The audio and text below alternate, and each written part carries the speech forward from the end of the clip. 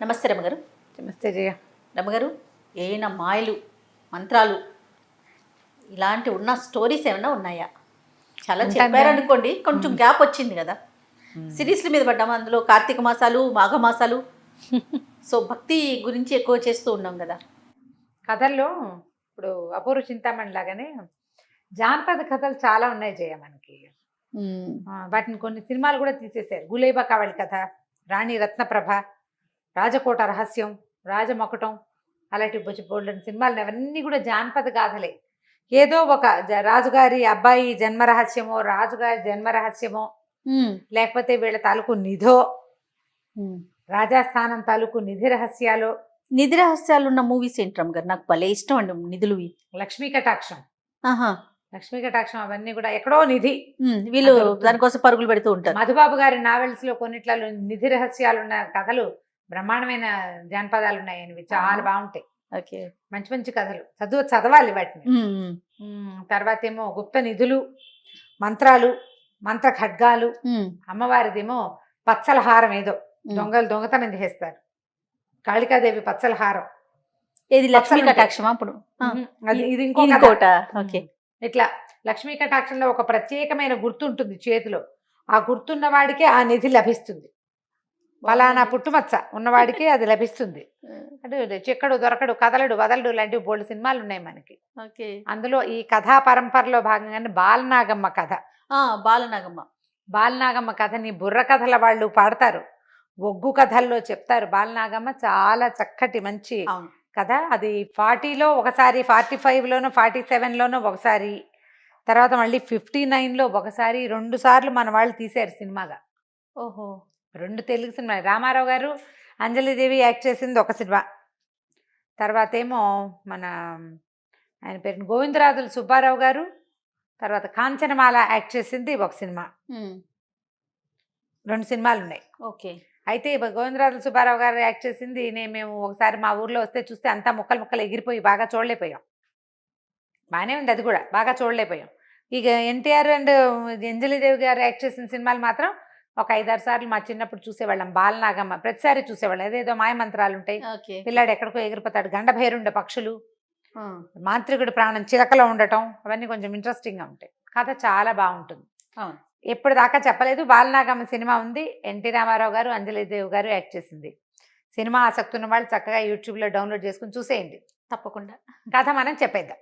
పూర్వం భూచక్రపురం అనే ఊరికి నవభోజరాజు అని ఒక రాజుగారు ఉండేవారు. ఆయనకి భార్య ఉండేది భూలక్ష్మ గారు. భూలక్ష్మి ఆవిడ పేరు. ఈ భూలక్ష్మీదేవికి ఎప్పటికీ సంతానం కలగల. ఎంతకాలమో సంతానం కోసం చూశారు. పెద్దవాళ్ళు అయ్యారు వాళ్ళు. మామూలుగా ఈ రాజుల పెళ్ళిళ్ళు, రాజకుమారులు అప్పట్లో కొంచెం చిన్నతనంలో వివాహాలు చేసేవాళ్ళు. సంవత్సరాల తరబడి చూసినా ఆయన ద్వితీయ వివాహం చేసుకోలేదు, పట్టపురానికి పిల్లలు కలగలేదు. అయితే ఆవిడ వాళ్ళ గురువు గారిని ఒక ఆయన్ని ప్రార్థించారు, ఒక మహర్షి.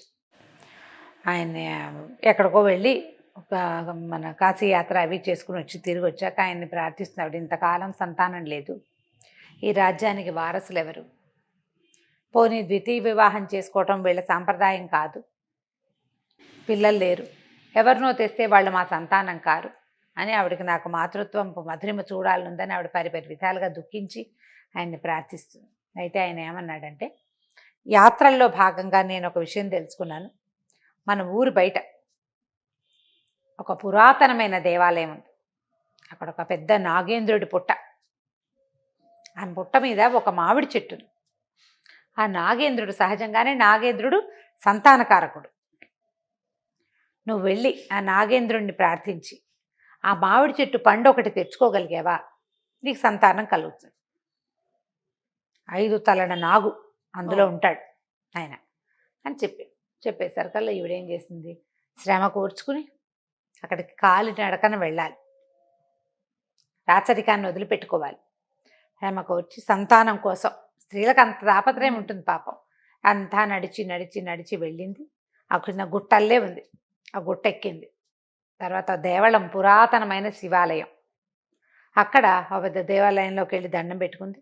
పక్కన ఒక పెద్ద వల్మీకం, చాలా పెద్ద పుట్ట. ఆ పుట్ట పక్కనే ఒక పెద్ద మామిడి చెట్టు, చెట్టు నిండా విరగ్గాసి ఉన్నాయి పళ్ళు. ఆయన ఏం చెప్పాడంటే ఎక్కువగా ఆశపడకు, ఒక్క మామిడికాయ కోసుకుని తెచ్చుకో. ఆయన్ని ప్రార్థించి చెట్టు ఎక్కు, మామిడికాయ కోసుకో. ఆ చెట్టు ఎక్కాలంటే పుట్ట మీద కాలు వేసుకుని ఎక్కాలి. ఎక్కాలి. సరే ఈవిడేం చేసింది, వెళ్ళింది. ఒక్క మామిడి పండే ఒక సంతానాన్ని ఇస్తే ఇన్ని పళ్ళుంటే ఎంతమంది పిల్లలు కలుగుతారు? ఆశ కలిగిందా?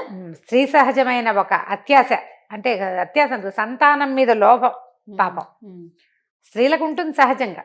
సంతానాపేక్ష తప్పదు కదా.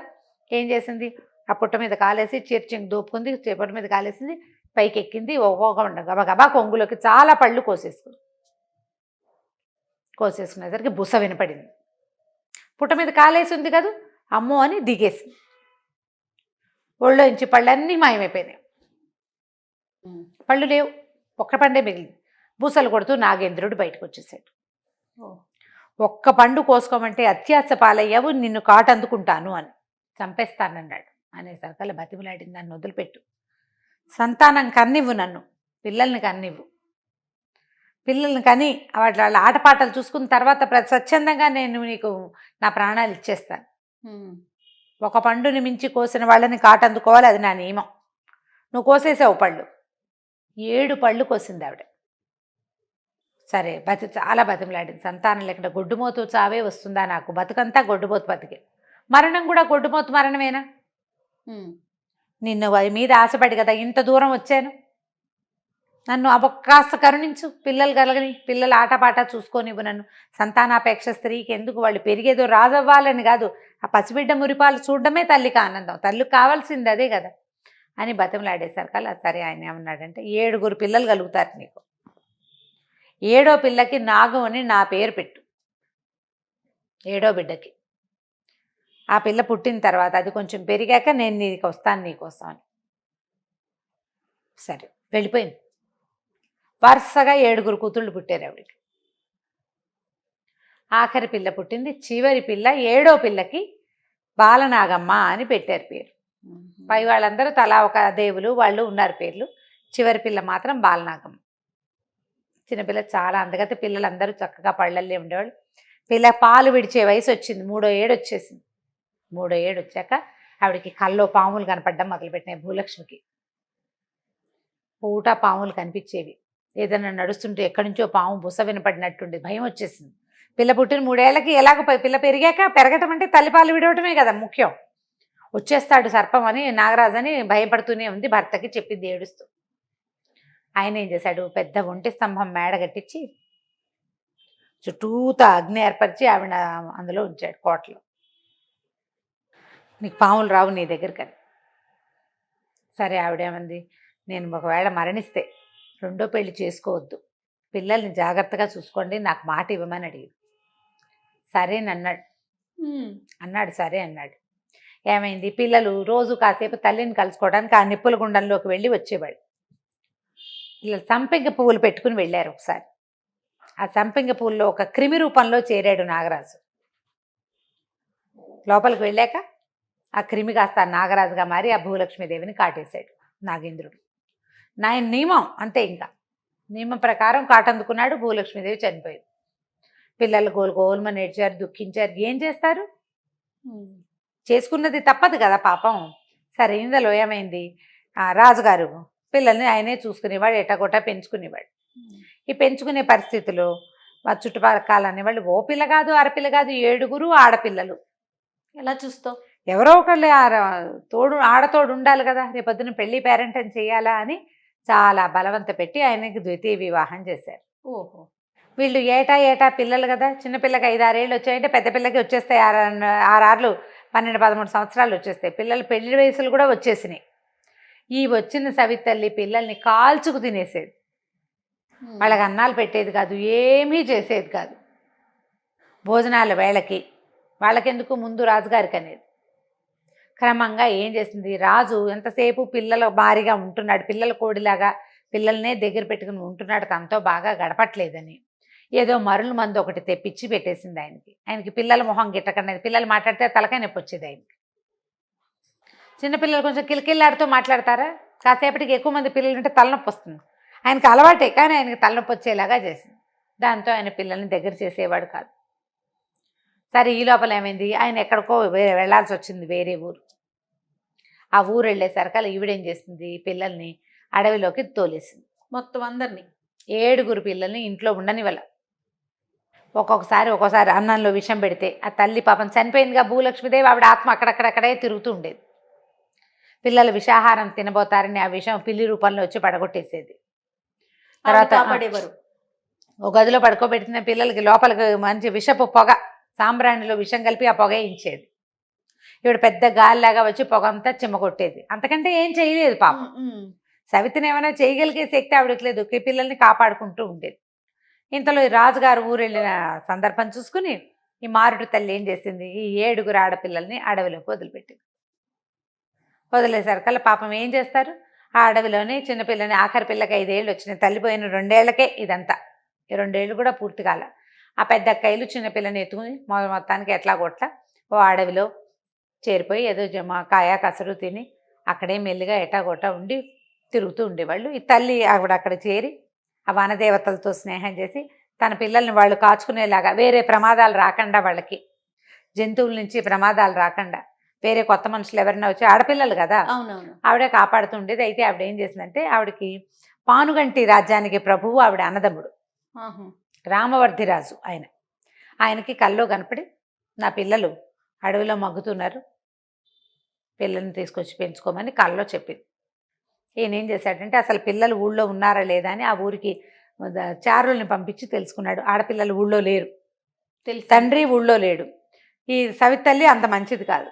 దాంతో ఈయన చెల్లెలు తనకి కల్లో కనపడింది నిజమే, తనకేమీ ఊహ కాదు, ఇది కరెక్టేనని ఆ అడవంతా వెతికిచ్చి ఈ ఆడపిల్లలు ఎక్కడున్నారో చూసి ఆయనకి 7 కొడుకులు. ఈ 7 కొడుకుల్ని అడవికి పంపించాడు. వాళ్ళంతా వెతికి మేనత్త కూతుళ్ళని సాధించుకున్నారు. మొత్తానికి ఆ అడవిలో పెరిగిన ఆడపిల్లల్ని ఇంటికి తెచ్చుకున్నారు. తెచ్చుకుని ఆయన 7 అబ్బాయిలకి 7 అమ్మాయిలని ఇచ్చి పెళ్లి చేశాడు. ఈ ఆఖరి అమ్మాయి అయిన బాలనాగమ్మని కార్యవర్ధిరాజు, ఆయన చివరి కొడుకు, అతను పెళ్లి చేసుకున్నాడు. చాలా పరాక్రమశాలి ఆ చివరివాడు. ఈవిడేమో మహాసౌందర్యవతి, అతను చాలా పరాక్రమశాలి. పై వాళ్ళందరూ కూడా పరాక్రమవంతులైనా ఇతను చాలా గట్టివాడు అనమాట. ఒక్కొక్కళ్ళు కొంచెం షార్ప్గా ఉంటారు కదా. సరే వివాహం అయింది, హాయిగా ఉండేవాడు. కొన్నాళ్ళకి పెద్దక్కాయల కంటే ముందే గర్భవతి అయింది బాలనాగం. సరే గర్భవతి అయింది, వాళ్ళంతా బాగా జాగ్రత్తగా చూసుకున్నారు. మిగిలిన వాళ్ళకి పిల్లలు పుడతారు ఇహనో ఇప్పుడో అనుకుంటున్నారు. ఇంతలో ఏమైంది, వీళ్ళు గండికోట యుద్ధం ఏదో వచ్చింది వాళ్ళకి అవతల రాజ్యాల్లో. ఈ రాజ్యాలకి వెళ్ళవలసిన రోజు వచ్చింది.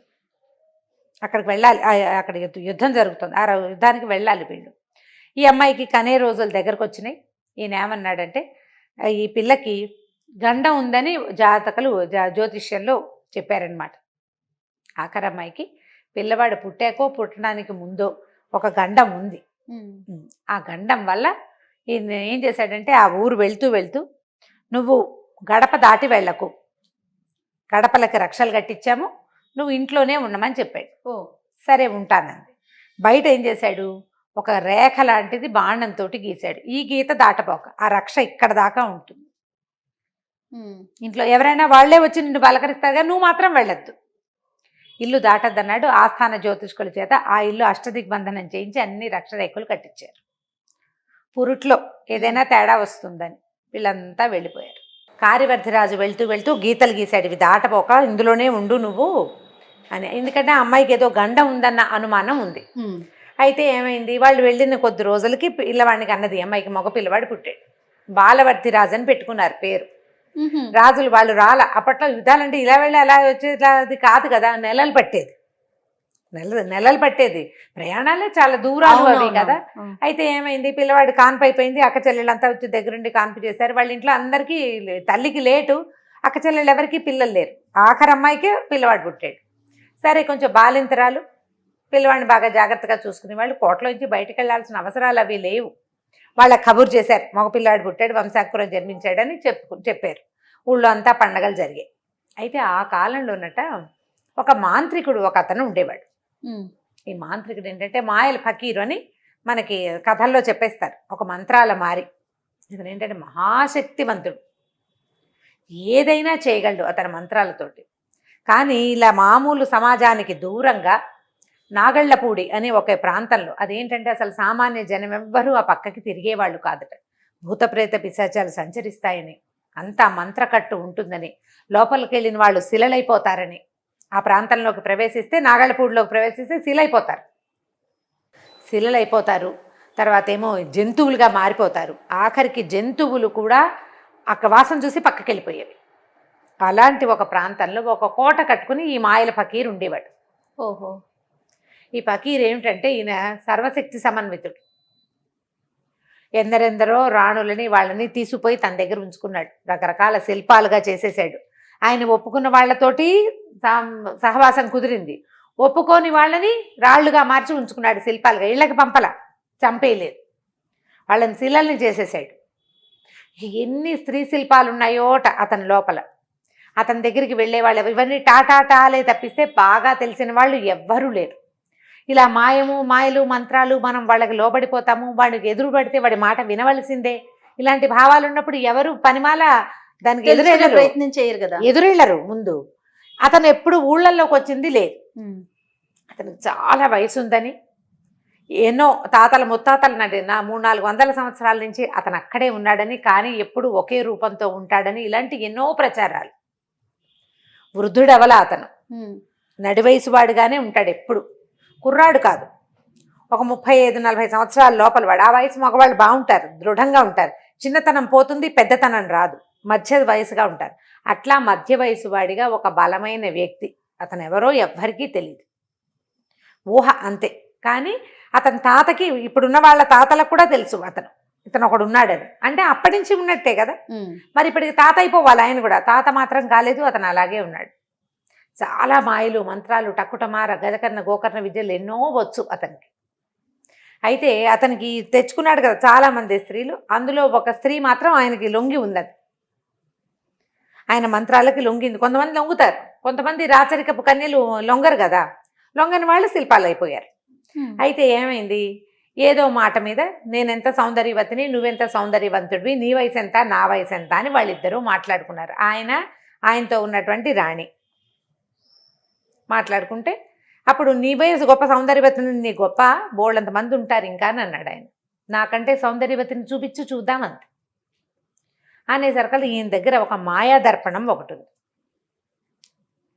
సమీపాలలో, ప్రపంచంలో అంటే భూప్రపంచంలో అనడం కాదు, మన సమీపంలో వాళ్ళున్న ఆంధ్రదేశంలో, తెలుగు రాష్ట్రంలో అత్యంత అందగతి అయిన సౌందర్యవతి అయిన స్త్రీ ఎవరో చూపించమని ఆ మాయాదర్పణానికి ఆదేశించాడు. అది మంత్రంతో పనిచేస్తుంది.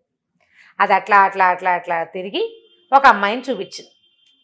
ఆ అమ్మాయికి ఒళ్ళో సంటి బిడ్డున్నాడు, 2 నెల పిల్లవాడు, అంతే, 2 నెలలు 3 నెలలు బాలింతరాలు. ఇంకా చూపించింది. మహా సౌందర్యవతి. చూపించేసరికల్లా ఈవితో రాణి ఉంది కదా, ఆవిడకి ఒళ్ళు మండిపోయింది. ఈవిడే సౌందర్యవతి, దాంతోటే ఊరేగు, నేనెందుకు నీకు అని ఆవిడ వెళ్ళిపోయింది కోపం వచ్చి. అలక కాసేపటికి వస్తుంది మళ్ళీ. అయితే ఈ దాంతోటే ఊరేగు అన్న మాట ఈయనకి పట్టుకుంది. దీనికంటే సౌందర్యవతి ఒకటి ఉంటే నేనెందుకు దాన్ని తెచ్చుకోకూడదు. ఇదివరకు ఆయనకి స్త్రీ ఆసక్తి తగ్గింది. ఇదివరకు అట్లా మొదట్లోలాగా ఇప్పుడు లేడు. ఇప్పుడు వేరే అమ్మవారిని ప్రసన్నం చేసుకునే విద్యల్లో ఉన్నాడు అతను, పెద్ద విద్యల్లోకి వెళ్ళాడు. అయినా కూడా ఈ ఊహ వచ్చింది. ఇంతకీ ఈ అమ్మాయి ఎవరు అని ప్రశ్నించాడు. ప్రశ్నించేసరికల్లా ఆ మాయాదర్పణం కాకుండా ఇంకొకటి ఉంది ప్రశ్నకి సమాధానం చెప్పేది, ఇంకో శక్తి. ఆ శక్తి ఏం చెప్పిందంటే, కార్యవర్ధిరాజు భార్య బాలనాగమ్మ వివాహిత బాలింతరాలు. అయినా సరే ఈమెను తెచ్చుకోవాలి. సరే ఈయనేం చేశాడు, ఆ అమ్మాయిని తెచ్చి చూపించాలి. దర్పణంలో ఉంటే దీని పొగర అనగదు, ఇక్కడ ఉన్న ఆవిడది. మన ఎదురుగుండా ఉంటే ఆమెతో జతగడితే అప్పుడు కదా రెండో వాళ్ళకి కుళ్ళుబతనమో అయిష్టమో కష్టమో తోచేది. అందుకని ఏమనుకున్నాడు, తన రూపం మార్చుకుని ఒక జడలధారిగా, అంటే విభూతి పుండ్రాలు అవి ధరించి ఒక సన్యాసిలాగా, శివశక్తులు వస్తుంటాయి అట్లా కపట సన్యాసి వేషంలో ఈ ఊళ్ళోకి ప్రవేశించాడు. అయితే ఇలా మాయల మరాఠీ ఇంత మంత్ర విద్య ఉన్నవాడిని మనుషులు గుర్తుపట్టలేరు, కానీ జంతుజాలాలు అవి గుర్తుపడతాయి. ఈయన ఊళ్ళోకి వస్తుంటే కుక్కలు అవి పరిగెత్తి పారిపోయినాయి, పక్షులు తిరగటం మానేసినాయి, పసిపిల్లలు పాలు తాగటం మానేశారట, పిల్లలు పోరు పెట్టి ఏడ్చారు. ఏదో దుశ్శకనం అని ఊళ్ళో వాళ్ళకి తెలిసింది, ఏదో వచ్చింది లోపలికి ఊళ్ళోకి, అందుకే ఇలా జరుగుతోందని.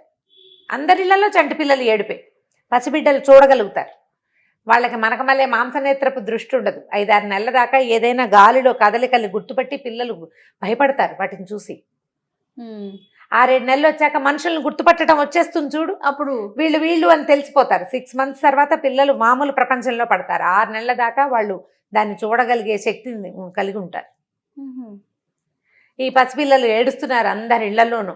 ఎక్కడ పసిబిడ్డ ఉంటే అది ఏడుపు. ఈ కుక్కలన్నీ కూడా రోడ్డు మీద తిరగవలసినవి, దారులలో ఉండవలసినవన్నీ పరిగెత్తి మూల దాక్కుంటున్నాయి. కోళ్ళు కూడా పగటి వేళ బుట్ట కిందకి వెళ్ళవు. అవి కూడా బుట్టల కిందకి పారిపోతున్నాయి లోపలికి భయంతో. ఈ వస్తున్నటువంటి మనిషి యొక్క శక్తిని తెలుసుకుని వాటికి తెలిసిపోతుంది. అన్ని జంతువులు అలాగే తోక ముడుచుకుని అక్కడి నుంచి మన ఏనుగులు లోపల ఎక్కువ లేవు వీళ్ళ దగ్గర, మొత్తం అన్ని యుద్ధానికి వెళ్ళిపోయినాయి. ఒక పట్టపటి ఏనుగు అది కూడా వెళ్ళిపోయింది. పట్టేనుగులు, ఒక చిన్న ఏనుగులు, పిల్లలు ఉంటాయి కాస్త ఇంకా తయారు కాని గుర్రాలు, అవన్నీ ఘీంకరించడము, సకిలించటము, అదిలించినా మానడల్లా. ఇలాంటి పరిస్థితిలో ఈ మాయల ఫకీరు ఊళ్ళోకి ప్రవేశించాడు. ఈ అమ్మాయిని తీసుకెళ్ళాలి. సరే వెళ్ళాడు. రాజప్రాసాదం దగ్గరికి వెళ్ళాడు. వరుసగా 7 భవనాలు, 7 రకచెల్లెళ్ళవి, చిన్న చిన్న విల్లాస్ లాంటివి. ఈయన వరుసగా చూసుకుని ఆఖరి విల్లా దగ్గరికి వెళ్ళాడు. వెళ్ళిన తర్వాత ఆయనకి తెలిసింది ఏదో ఒక గీత ఉంది ఇక్కడ వాకిట్లో.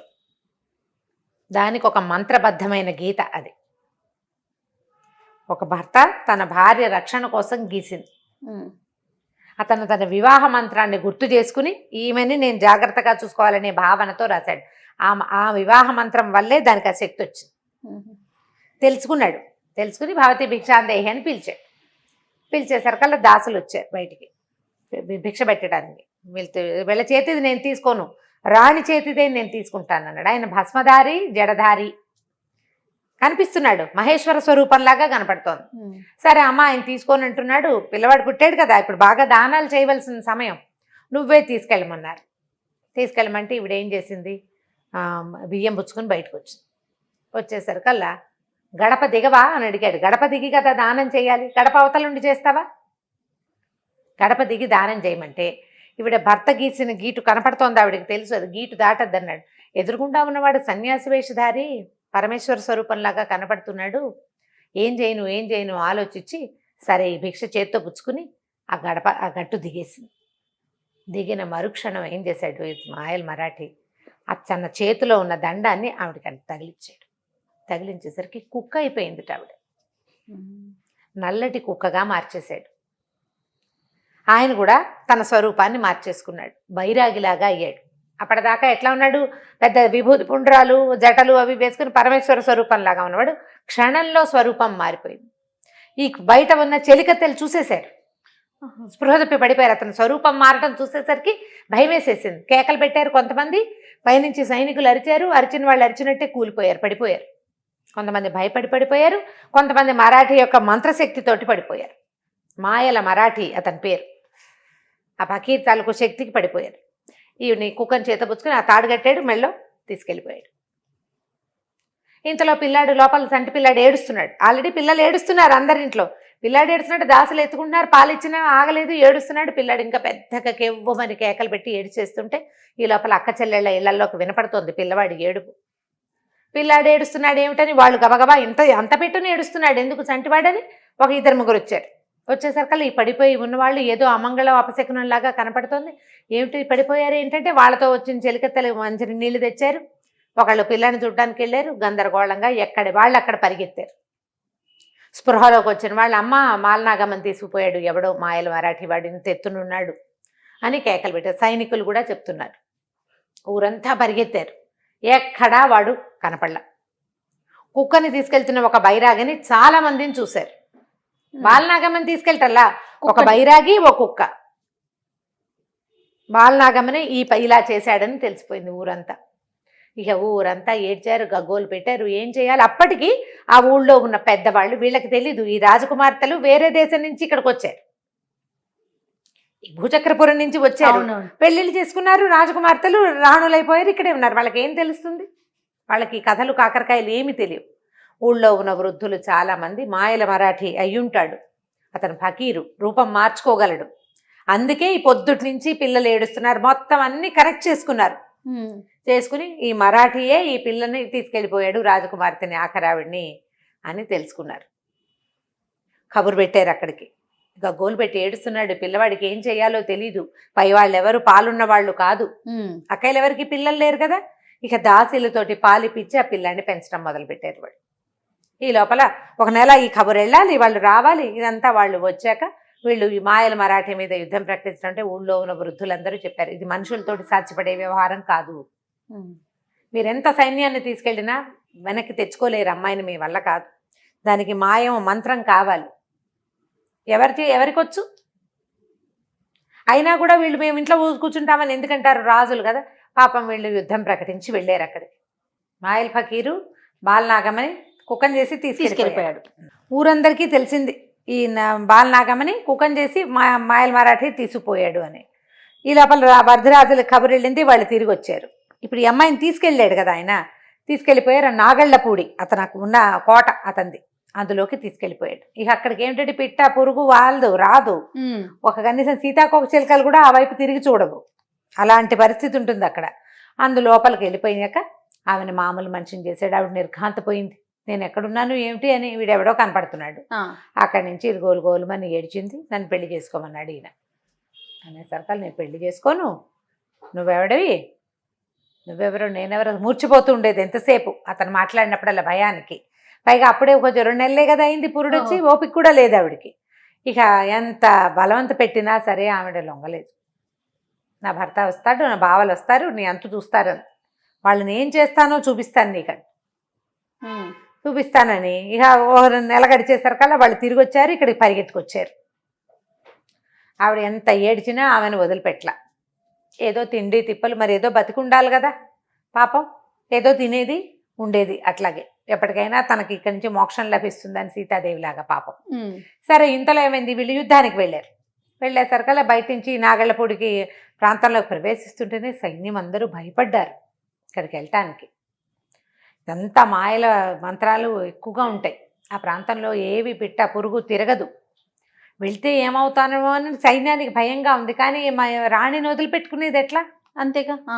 అందుకని మొత్తానికి ఎట్లా వచ్చేసరికి ఈయన ఏం చేశాడు, ఆ మాయల మరాఠీ బయట నిలబడి ఆ కోట బయట తన పక్కనే బాలనాగమ్మని నుంచోబెట్టుకుని బలవంతంగా, వాళ్ళంతమంది ఉన్నారు పనిచేసేందుకు ఆడవాళ్ళు, మంత్రగత్తెలు, వాళ్ళందరూ ఆవిడని పట్టుకుని నుంచోబెడితే ఈ మొత్తం సైన్యాన్ని రాళ్లం చేసేసాడు. తండ్రులే కాదు, వద్దిరాజులే కాదు, అతనితో వెళ్ళిన సైన్యం కూడా, ఆ నాగళ్ళపూడి ప్రాంతంలోకి ప్రవేశించిన వాళ్ళందరూ రాళ్ళైపోయారు. ఇంకా వెనక్గా ఉన్నారు కదా, వాళ్ళు మనుషులుగా ఉన్నారు. అతన్ని మంత్రం పారే ప్లేస్ అన్నమాట అది. వెనకాల వాళ్ళంతా తెల్లబోయారు. ఇంకేముంది, సైన్యం అంతా రాయైపోయింది, రాజులతో సహా సమస్తమైన వాళ్ళు, గుర్రాలు, ఏనుగులు, పల్లకీలు, సమస్తం అన్నీ వాళ్ళు పట్టుకెళ్ళిన సైన్యం అంతా కూడా రాళ్ళైపోయింది, శిలల్లాగా ఉండిపోయారు. ఆవిడ బోది బొమ్మని ఏడ్చింది పాపం. ఈ వెనకాలన్న సైన్యం ఇంక ఇక్కడ లాభం లేదు, ముందుకెళ్తే మనకి అదే పరిస్థితి. ఏడ్చుకుంటూ కొంత సైన్యం వెనక్కి వచ్చేసింది, ఊళ్ళోకి వచ్చి చెప్పారు ఇక లాభం లేదు, రాణి పోయింది, రాజులు కూడా పోయారు. కాకపోతే వీళ్ళకున్న ఆశ ఏంటంటే వంశాగ్రహం 2 నెలల పసుకోని ఒకడు ఉన్నాడు వీళ్ళ దగ్గర, 6 అక్క చెల్లెళ్ళు పిల్లాడు బుడ్డోడు. ఇక వీళ్ళే మిగిలేరు, ఇంకేం చేస్తారు. సరే, అక్కడి నుంచి రాజ్యంలో అందరినీ కట్టడి చేశారు. మనకి రాజులు ఎవరికీ తెలియదు, ఎవరు మాట్లాడకూడదు దీని గురించి. మాట్లాడితే అందరికీ ప్రమాదమే. వాడు విరుచుకుపడితే దీని మీద, ఊరి మీద, అంతేగా, ఉన్న వాళ్ళంతా పోతారు కదా. నగర పెద్దలంతా కూర్చొని మాట్లాడుకుని ఆడపిల్లలు 6 మిగిలేరుగా రాణులు, వీళ్ళు చెప్పారు, అమ్మ పిల్లవాడికి తల్లి తండ్రి ఆను పాను తెలియకుండా పెంచండి, ఇక వీడే మాకు రాజు, పిల్లని జాగ్రత్తగా పెంచుకోండి, వాళ్ళ పేరు అది ఏమీ ఎత్తద్దు, పిల్లాడు ఏదైనా ప్రయత్నం చేసినా చాలా కష్టం, ఈ పిల్లాడు ఈ రవంతా వారసత్వం కూడా మనకు మిగలదు, వారసత్వం మిగలదు కదా అని గట్టిగా చెప్పారు. చెప్పేసరికి ఈ అక్క చెల్లెళ్ళు 6 ఏం చేస్తారు, భర్తలు లేరు కదా, వాళ్ళు లేరన్నట్టుగానే బొట్టు కాటిగా పెట్టుకుంటే పిల్లాడు నాన్నేడి అని అడుగుతాడు. కుంకుమ ధరించడం మానేశారు వాళ్ళు, వితంతువులాగానే బొట్టు పెట్టుకోవడం మానేశారు. పిల్లాన్ని పెంచుకున్నారు. 4-5 ఏళ్ళు వస్తే తండ్రి లేడనుకునేవాడు, తల్లిదండ్రులు లేరు తండ్రులు లేరు, అందుకే మా అమ్మలు వితంతువులుగా ఉన్నారనుకునేవాడు. ఆ 6గురిలో వాడికి తల్లి ఎవరో వాడికి తెలియదు. 6గురు తల్లులే పిల్లాన్ని పెంచుకునేవాళ్ళు. ఈ పిల్లాడికి బాగా ఆట అల్లరి వచ్చింది. పైగా 6గురు తల్లుల మీద లేక లేక ఒక్క నిసుగు. దాంతోడేమో ఉన్న వాళ్ళంతా ఏమో మరి రాజుగారి అబ్బాయిని సరే కొంచెం బాగా చేస్తారు కదా, కొంచెం అల్లరివాడు, బాగా టెంపరివాడు, దూకుడు, చాలా విసురైనవాడు, పిచ్చాట్లు ఆడేసేవాడు. ఆటకి వాళ్ళని వీళ్ళని పిలిపించినా ఎప్పుడూ సైనికులు జాగ్రత్తగా చూసేవాళ్ళు, ఎవరు తండ్రుల పేరు ఎత్తకుండా ఉండేలాగానే తెగ ఆడేసేవాడు. ఈ ఆటలు వచ్చినాయి. 14 ఏళ్ళు వచ్చేసినాయి పిల్లాడికి. అక్కడ బాలనాగం అలాగే ఆ మాయల మరాఠీ చెరలో ఉండిపోయింది. వాళ్ళు అలానే రాళ్ళలాగా ఉండిపోయారు. రాళ్ళలాగానే ఉండిపోయారు, ఈవిడ అక్కడే ఉండిపోయింది. ఈ 14 ఏళ్ళు వచ్చిన పిల్లాడు ఒకరోజు బొంగరాల ఆట ఆడుతున్నాడు. బొంగరాలు బాగా ఆడేవాడు, వాడు ఎంత బాగా అయినా వేయగలిగేవాడు. అయితే ఈ బొంగరాలు ఆడుతుంటే ఏమైంది, కోట వదిలిపెట్టి ఊళ్ళోకి వచ్చాడు ఆటకి. వదులుతుండే ఉండేవాడు, వదిలినా పహరా ఉండేది. తలారి రాముడు అని ఒకడు ఉండేవాడు వీడికి, ఈ పిల్లవాడికి కాపలా. ఫ్రెండ్ పెద్దవాడు, కాపలాకి పెద్దవాడు, వాడే ఎత్తుకు పెంచేవాడు అనమాట. ఆ తలారి రాముడు ఎవరు అంటే ఈ కార్యవద్ధి రాజుతో పాటు ఉండేవాడు, చిన్న ఆయన అతని వయసు వాడు, అంటే ఇంచుమించుగా వీడి తండ్రి వయసు వాడు అనమాట. కాపలా కాసుకుంటూ ఉండేవాడు. ఆ రాముడు ఉన్నాడు, ఈ పిల్లాడు ఆటకి బయటకు వచ్చాడు. వచ్చి ఈ బొంగరాలు విసురుతారు కదా, బొంగరాలు ఆడుతున్నాడు. ఆడుతుంటే ఏమైంది, ఈ బొంగరం దూరంగా ఉన్నదాన్ని కొట్టాలని ఎత్తి విసిరాడు. ఒక ఆవిడ ఎవరో మంచినీళ్ళు కుండ తెచ్చుకుంటూ ఆ కుండ అక్కడ దింపబోయింది. ఈ బొంగరం వెళ్ళి ఆ కుండకి చిల్లు పడేసరికి అలా ఆవిడేమంది, అమ్మ నాన్న పెంపకం ఉంటే తెలిసేది, ఆ నాన్నలు పోయి అక్కడ కూర్చున్నారు, అమ్మలు పోయి మూడమోసి ఇంట్లో కూర్చున్నారు, వీడికి బుద్ధి ఎట్లా వస్తుంది, బుద్ధి జ్ఞానం లేని పిల్లాన్ని చేసి రోడ్డు మీదకి వదిలిపెట్టారు, దారిలో వదిలేశారు అన్నది. ఆనంగానే వాడికి వినపడిపోయింది, వీడు ఇలాంటివాడు కాబట్టి, వీడు రాళ్ళుగాయి కాబట్టి నాన్నలు రాళ్ళు అయ్యారు అన్నది. ఓహో, నాన్నలు రాళ్ళు అవటం ఏమిటి, అమ్మలు బొట్లే పెట్టుకోరు, పట్టుకున్నాడు వీడు. నాన్న చచ్చిపోయాడు అనాలి, రాళ్ళు అవటం ఏమిటి, ఎందుకన్నారు వీళ్ళు. ఆవిడ దగ్గరికి వెళ్ళాడు, అడిగాడు, అక్క ఏమన్నావు చెప్పంటే హడిలిపోయింది. నేనేమనలేదండి, చెప్పల. అక్కడి నుంచి తలారి రాముడిని పట్టుకున్నాడు పిల్లాడు. ఏమిటో అంది, అసలు అదేంటి ఆ మాట ఎందుకంది. అక్కడి నుంచి గద్దించి ఆవిడని పంపించేసాడు. ఎంతసేపు ఈ రాముడిని వెంబడపడి అడుగుతాడు పిల్లాడు, ఏదో ఉంది, ఎందుకంది, నేను రాళ్ళుగాయనైతే మా నాన్నలు రాళ్ళు అవ్వటం ఏమిటి, మా నాన్నలు లేరు కదా, మా అమ్మలు ఎవరు బొట్టు పెట్టుకోవట్లేదు కదా, ఒకవేళ మా నాన్నలు ఉంటే మా అమ్మలు బొట్టు పెట్టుకోవాలి, వాళ్ళు ఎందుకు బొట్టు పెట్టుకోరు, రాళ్ళు అయిపోయారని ఈవిడెందుకు. ఇక వదిలిపెట్టలేదు ఇంకా పిల్లాడు. ఇంటికి వచ్చాడు, ఇక అన్నం తిన్నంటాడు. అదేమిటో చెప్పు. తర్వాత నేను అడిగితే మంగమ్మక్క చెప్పలేదు, ఏం జరిగిందో చెప్పండి అని పీడిచ్చేశాడు. ఇక చెప్పక తప్పని పరిస్థితి వచ్చేసిందనమాట. వాళ్ళు వచ్చేసరికి వాళ్ళ పిల్లాడు ఆశ్చర్యపోయాడు, అట్లా జరుగుతుందా, అలా ఉందా ఎక్కడైనా, మా అమ్మని ఎత్తుక్కోవటం ఏమిటి, మా నాన్నని రాతిని చేయటం ఏమిటి, మీరందరూ ఇలా ఎందుకు ఉండాలి, నాకు తెలియకుండా ఎందుకు ఉంచారంటే, మరి ఉన్న ఒక్క శిశువుని పోగొట్టుకోవడానికి ఎవరు ఇష్టపడతారు. అవును, సరే బతిమలాడారు, నాయన పోయిన వాళ్ళు పోతే పోయారు, మనం ఏం చేయలేము, నువ్వు జాగ్రత్తగా ఉండమంటే వాడు ఒప్పుకోలే పిల్లాడు. అదేమిటో తెలుసుకోవాల్సిందే. నేను వెళ్ళి మా అమ్మని నాన్నని తెచ్చుకుంటాను, నా తండ్రులందరినీ తేవాలి, మీరు ఇలా బోసుమొహాలతో ఉంటే నేను భరించలేను, నా కోసం మీరు ఇట్లా ఉండకూడదు. ఇక ఏ విధాలా చెప్పినా అబ్బాయి వినల మాట. వినకపోయేసరికల్లా ఇంకా వాళ్ళు ఏం చేస్తారు, నేను రాజు అవ్వాలంటే చేతకాని వాడిలాగా అమ్మని నాన్నల్ని రక్షించుకోలేని వాడిని నేను రాజుని ఎట్లా అవుతా, నేను అదేదో చేయాలంటే నేను అసలు రాచరికపు లక్షణమే కాదు కదా, నేను చేయను, నేను ఇట్లా కుదరదు, నేను యువరాజు పట్టాభిషేకం చేసుకోను, అది జరగాలంటే నేను ఇప్పుడు వెళ్ళాల్సిందేనన్నాడు. అనేసరికల్లా వీళ్ళు ఇంకా ఆలోచించుకుని సరే ఏమనుకున్నారు, తలారి రాముడిని తోడు తీసుకుని వెళ్ళమని పంపించారు. ఆ అబ్బాయిని తీసుకుని, ఇక ఏమీ లేదు, ఇక రాజుగారి అబ్బాయిని ప్రపంచానికి తెలియదు, ఓ కుర్రాడు, ఓ పెద్దవాడు అంతే, బాబాయి కొడుకు వెళ్తున్నట్టుగా బయటికి పంపించారు. అబ్బాయి తిరగటానికి దేశాటానికి బయలుదేరాడు. ప్రపంచ ప్రజలందరికీ ఏం చెప్పారంటే, ఆ రాజుగారి అబ్బాయి రేపొద్దున రాజు కావాలి కదా, దేశాటానికి వెళ్తున్నాడు, దేశంలో అన్నిటి చూడొద్దు, 4 తెలుసుకోవాలి కదా, ఈ అక్కడికి వెళ్ళకూడదన్న మాట వీళ్ళు ఎత్తకూడదు. ఊళ్ళో ఎవరు ఏమీ చెప్పలేదు. ఈ రాముడు కుర్రాడు చెరుకో మూట కట్టుకుని చెరో జత బట్టలు మూట కట్టుకుని బయలుదేరి వెళ్ళిపోయారు. డబ్బులు దశకాలు అవి ఏమీ లేవు, ఏదో తామకే వస్తే 4 రూపాయలు అంతే. ఇక అట్లా వెళ్ళటం మొదలుపెట్టారు. తమ ఊళ్ళన్నీ దాటేశారు. ఊళ్ళన్నీ దాటాక ఒక అడవిలోకి ప్రవేశించారు. ఈ అడవిలో రకరకాల జీవజాలాలు ఉన్నాయి. ఒక పులి ఒకటి అడవిలో ఆహారం సరిపడా దొరక్క మనుషులు వచ్చినప్పుడు వాళ్ళ మీద పడి అది నరమాంస భక్షణకు అలవాటు పడింది. అది వెళ్ళి పక్కన ఊళ్ళ మీద పడుతోంది. వీళ్ళు వెళ్ళినప్పుడు పులి జాలు లేదు. మామూలుగా పులి ఉంటే ఒక ప్రత్యేకమైన పరిస్థితులు ఉంటాయి. పులి వస్తుంటే పక్షులు తిరగవు, ఏవో కొంచెం జాగ్రత్తగా ఉంటాయి. మృగాలన్నీ పారిపోతాయి, లేళ్ళు అవన్నీ ఒక పక్కకి వెళ్ళిపోతాయి. వాళ్ళకి ఒక నిశ్శబ్దంగా అయిపోతుంది వాతావరణం, తెలిసిపోతుంది. పులి తిరిగిన జాడలు వీళ్ళకి కనిపించాల. దాంతో వీళ్ళు స్వేచ్ఛగానే అడవిలో తిరిగారు. ఓ రాత్రి పైన పడుకున్నారు. పడుకుని తెల్లవారు లేచి ఊళ్ళోకి వెళ్తుంటే బతికి ఎట్లా వచ్చారు అని అందరు అడుగుతున్నారు. నరమాంస భక్షణకి ఒక పులి ఉంది, తిరుగుతోంది. అది ఏ ఊళ్ళ మాడు మీద పడుతుందో తెలీదు. అడవిలోంచి రాగలిగారంటే విశేషమే. అది ఎక్కడికి వెళ్ళింది అంటే సమీప గ్రామాన్ని వదిలి అది పట్టణం మీద పడింది. ఆ పులి ఎవరినో ఒకళ్ళిద్దరిని లాక్కుని తినేసింది కూడా మనుషుల్ని. పైగా ఏంటంటే కొడుతుంది.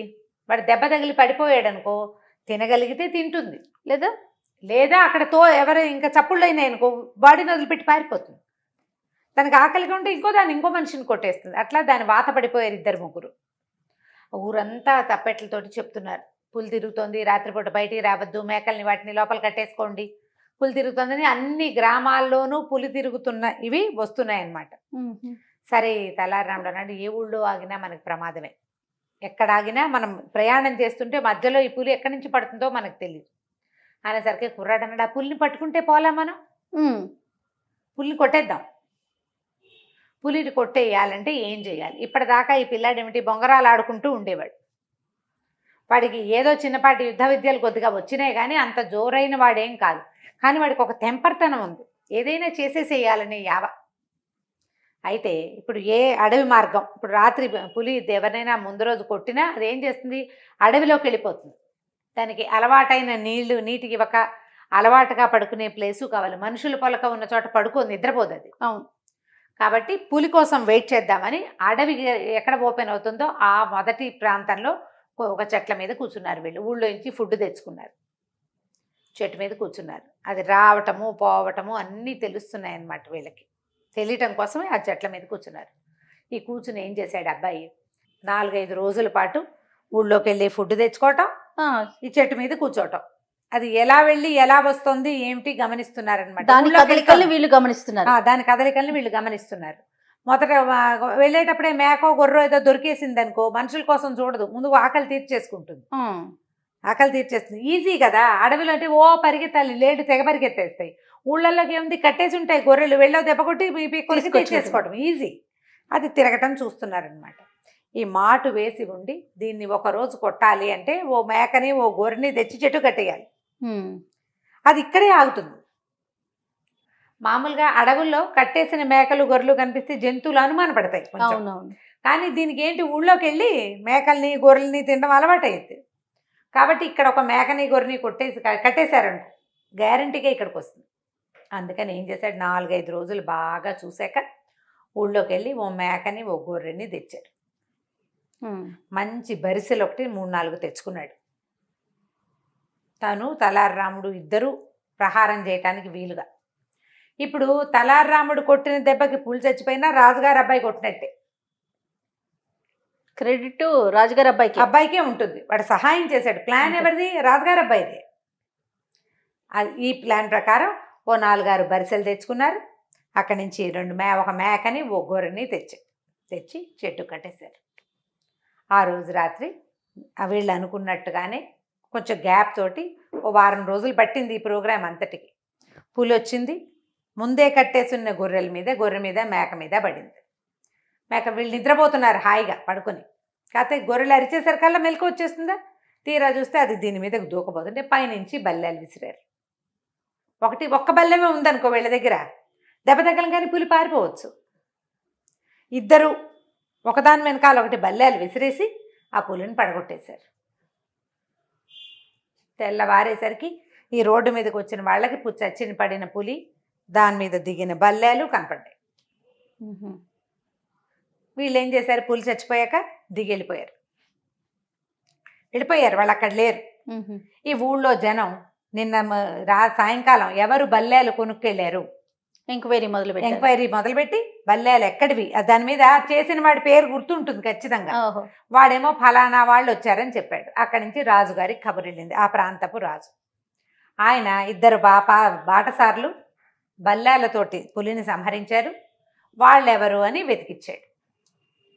ఆయన ఆ రోజు ముందు రోజు ఎవరైతే ఈ పులిని సంహరిస్తారో వాళ్ళకి నా కూతురునిచ్చి పెళ్లి చేస్తానని టంకేయించాడు. ఓహో, చిన్న పిల్ల, ఆయన కూతురు ఒక 12-13 ఏళ్ళది. ఈ బాటసార్లు 2 పట్టుకున్నారు. ఏముంది, దారులలో నడిచి వెళ్తుంటే పట్టుకోవటం ఏం కష్టం, రాజపట్ల గుర్రాలు ఉంటాయి, వీళ్ళకేమున్నాయి, నడిచిపోతున్నారు. వీళ్ళని పట్టుకున్నారు, రాజుగారి దగ్గరికి తీసుకెళ్లారు. మీరేనా పులిని చంపిందన్నట్టు వీళ్ళు కాదని చెప్పాలి, ఎందుకంటే తమ తాలూకు ఐడెంటిటీ చెప్పడం ఇష్టం లేదు ఇతనికి. ఫలానా రామవర్ధిరాజు గారి మనవడు, ఈ వర్ధి సామ్రాజ్యం నుంచి పాన్గంట రాజులు అవన్నీ చెప్పడం ఇష్టం లేదు. కానీ ఇంకా చేసేదేం లేదు, తీసుకెళ్లారు రాజుగారి దగ్గరికి. రాజుగారు తెలుసుకున్నాడు కుర్రాడిలో రాచరికపు లక్షణాలు ఉన్నాయని అదని. అయితే వీళ్ళు ఏమన్నారు, ఆల్రెడీ టంకేసాం, పిల్లనిచ్చి పెళ్లి చేసుకోమన్నారు. అనేసరికి తెల్లారి రాముడికి ఉత్సాహం వచ్చింది, పిల్లడి పెళ్ళి అయిపోతుండే. కుర్రాడు ఏమన్నాడంటే, మీకు మాటిస్తున్నాం, మేము వేరే వ్యవహారం మీద బయలుదేరాం, మా కథ అంతా ముగిశాక వస్తాం ఇక్కడికి. అప్పటిదాకా పిల్లడికి అమ్మా నాన్నని వెతకాలన్న ఆలోచనే కానీ తనలో శౌర్యం పరాక్రమం అవేమైనా ఉన్నాయా అనేది వాడికి తెలియదు. ఇలాంటి ఒక క్రియ, ఆ తర్వాత రాబోయే బహుమతి, వీటి వల్ల కాన్ఫిడెన్స్ లెవెల్స్ పెరిగిపోయినాయి అబ్బాయికి. సరే, ఈ తెల్లారాముడు కూడా చెప్పాడు అదే మాట, మేము ఇప్పట్లో వివాహం కాదు, మా తండ్రులతోటి అందరితోటి వచ్చి వివాహం చేసుకుంటాము, వేరే వ్యవహారం ఉన్నదని రాజుగారిని ఒప్పించారు. మళ్ళీ కబురు చేస్తామని ఆయనతో ఒక ఉత్తరం రాయించుకున్నాడు. మా అమ్మాయిని అబ్బాయికి ఇచ్చి పెళ్లి చేస్తాము అదని కాగితం రాయించుకున్నారు, అగ్రిమెంట్. అది జేబులో పెట్టుకున్నారు. వచ్చి పెళ్లి చేసుకుంటానని వాళ్ళకు ఉత్తరం రాసి ఇచ్చాడు. ఇద్దరు అక్కడ 2-4 రోజులు, అంటే ఇప్పుడు ఇన్ని రోజులు నడిచి వచ్చారు కదా, ఓ 3-4 రోజులు చక్కగా విశ్రాంతి తీసుకుని, పెళ్లి కూతురు కూడా చక్కగా బాగుంది. ఈ పిల్లాడు 15 ఏళ్ళు, ఆ పిల్లకు 12 ఏళ్ళు, బాగానే ఉంది. సరే, ఓ 4-5 రోజులు రెస్ట్ తీసుకుని అక్కడి నుంచి బయలుదేరారు. నాగళ్ళపల్లి, అక్కడికి వెళ్ళాలి వీళ్ళు. నాగళ్ళపురం, అలాంటి నాగళ్ళపల్లి అదే ఊరు. అయితే ఈ ప్రాంతం ఎలాంటిదంటే చాలా దూరమే, కానీ చాలా దూరం, మామూలు ప్రజలు ఎవ్వరూ వెళ్ళరు అక్కడికి వెళ్ళిపోయాక ఈ తలారి రాముడు వీడు పక్కనే ఉన్నాడు కదా, ఈ వెళ్ళే దారిలో వీళ్ళకి ఏమైందంటే ఒక చోట విశ్రాంతిగా ఒక చెట్టు కింద కూర్చున్నారు. ఒక పెద్ద సర్పం ఒక చెట్టు మీద ఇట్లా పాకి పైకి వెళ్తాం. అరే రాముడు చూడు, చెట్టెక్కుతోంది పాము అన్నాడు. అనేదాకా ఆ పక్షి గూట్లో ఏ గూట్లో పిల్లలు ఉన్నాయో దానికోసం వెళ్తోందేమో, అలవాటు అయి ఉంటుంది దానికి అన్నాడు. అనేసరికల్లా ఈ పైకి చూస్తున్నాడు. పైకి చూస్తుంటే ఒక పెద్ద గూడు ఇంటుంది. చాలా మామూలు పక్షి గూళ్ళు ఎంత బుజ్జి బుజ్జివి. ఈ సర్పం ఎక్కుతోంది, ఆ చెట్టు కూడా చాలా పెద్దది. చూస్తూ ఉన్నాడు. ఆ పైకి వెళ్తుంటే అప్పుడు అతనికి తెలిసిందనమాట, పాము ఏ వైపుకి వెళ్తోంది అంటే ఒక పెద్ద గూడు, అందులోంచి కిచకిచలు వినపడుతున్నాయి, ఏదో శబ్దం వినిపిస్తోంది. ఇదేం చేశాడు, పాములు కొండ చిలువలు అవి ఏంటి ఎలా ఉంటాయి, రైమని వెళ్ళదు, నిదానంగా ఎక్కుతాయి. రెండో చెట్టు ఎక్కాడు, అవతల వైపు ఉన్న చెట్టు ఎక్కి పైకి చూశాడు. చూస్తే 2 పిల్లలు ఉన్నాయి, 2 గుడ్లు ఉన్నాయి. పిల్లలు కూడా ఇంత చిట్టివి కదా, ఆ మాత్రం గుడ్డు కూడా ఇంత గుడ్డు. అవి మింగేస్తే ఆ పాము ఒక రోజు దాకా 2 రోజుల దాకా దాన్ని తిండక్కర్లా, అంత పెద్ద గుడ్లు. కబక్కని దిగొచ్చాడు, కేకేశాడు, రాముడు పెద్ద పెద్ద గుడ్లు రా, ఏవో పిట్టలు కూడా ఇంతంతున్నాయి, కానీ వాటికి రెక్కలు రాలే, అవే కిచకిచలాడుతున్నాయి, తల్లిదండ్రి ఆహారానికి వెళ్ళాయేమో అనేసరికి రాముడు అన్నాడు, సరే ఏం చేస్తాం, గండబేరు ఉండాలంటారు, పెద్ద పెద్ద పక్షులు, గద్దలు కాదు ఇంకా పెద్దవి, అవి అయ్యి ఉంటాయి, వాటి గుడ్లు అయి ఉంటాయి అంటే వీడికి ఉసూరు అనిపించింది. 2 పిట్టలు పాపం, గుడ్లు, తల్లిదండ్రి వచ్చాక చూస్తే పిల్లలు పోయి గుడ్లు పోతే వాటికి ఎట్లా ఉంటుంది, బాధ కదా. ఇప్పుడు నా పరిస్థితి ఏంటి, మా అమ్మ నాన్న లేరు, నాలాగానే అనాథ గుడ్డు పాపం. అందుకని ఏం చేశాడు, కింద నుంచి రాళ్ళు విసిరేసాడు. అటు ఇటు చూశాడు, వెలగ చెట్టు ఉంది పక్కన, వెలగ పళ్ళు రాలుతాయి కదా, టపామని వెలక్కాయలు వేసి కొట్టాడు ఆ పాము కాదు 2 దెబ్బలు తగిలేసి జర్రుని జారి కింద పడింది. దానికి తెలిసింది ఎవరో తన మీదకి చేస్తున్నారు, ఏ పక్క నుంచి రాళ్ళు వస్తున్నాయో తెలుసుగా, బుసలు కొడుతూ ఇటు తిరిగేసరికల్లా వచ్చేటప్పుడు ఏం చేశాడు ఈ అబ్బాయి, బరిసెలు తెచ్చుకున్నారు చేరుకోటి, ఆ బరిసి విసిరేసాడు పాము మీదకి. బాగా తగిలింది దెబ్బ. అది గిలగిల్లాడుతుంటే రెండో బరిస కూడా వేసేసి ఇద్దరు కలిసి కొట్టి చంపేశారు పాము. కాసేపట్లో పెద్ద శబ్దము, గాలి వస్తున్నట్టుగా తెలుస్తోంది.